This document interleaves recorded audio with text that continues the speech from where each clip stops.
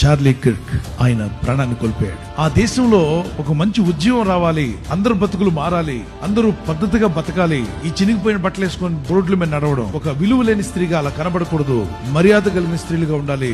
అలాగే పురుషులు కూడా పద్ధతి కలిగి బతకాలి. మగాళ్ళు పెళ్లి చేసుకోవడం ఏంటి, ఆడవాళ్ళు పెళ్లి చేసుకోవడం ఏంటి, అసలు ఎక్కడుంది అది? దేవుడు పెట్టిన పద్ధతిని మార్చేశారు. మీరంతా మారాలి, మన దేశం పాడైపోతుంది.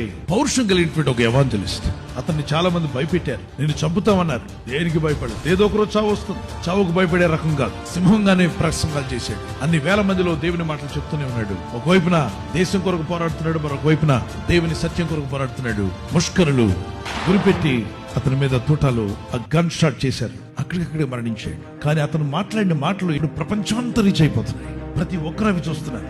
Some people think that Charlie Kirk is gone. No, he is there in every heart.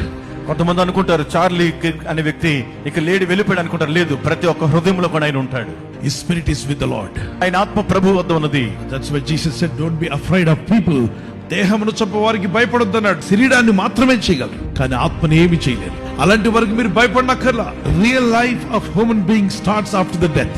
మానవుని నిజ జీవితము మరణము తర్వాత ప్రారంభమవుతుంది. So if anybody kills someone, they will face judgment of God. The wrath of God will come upon them. But the person who was killed because of his faith, his spirit reached the paradise and being with the Lord. ఒకవేళ ఎవరైనా విశ్వాసమును బట్టి ఒక వ్యక్తిని చంపినట్లయితే చంపినటువంటి వ్యక్తి పైన దేవుని ఉగ్రత, కోపము, శిక్ష వస్తుంది. చంపబడినటువంటి వ్యక్తి తన యొక్క ఆత్మ దేవుని సన్నిధికి, దేవుని రాజ్యానికి చేరుతుంది. క్రైస్తవుడికి మరణం అంటే భయం లేదు, పెరిగి పందులు కాదు. Jesus was crucified on the cross. యేసు ప్రభువు సిలువ వేయబడ్డారు. He brought deliverance to mankind. మానవాళికి విడుదల తీసుకొచ్చారు. Forgiveness to mankind. మానవాళికి క్షమాపణ ఇచ్చారు. And his disciples, ఆయన శిష్యులు, they died for truth. వారు సత్యము కొరకు ప్రాణం పెట్టారు. Killed for truth. సత్యము కొరకు వారు చంపబడ్డారు. But God is watching. అయితే దేవుడు గమనిస్తున్నాడు.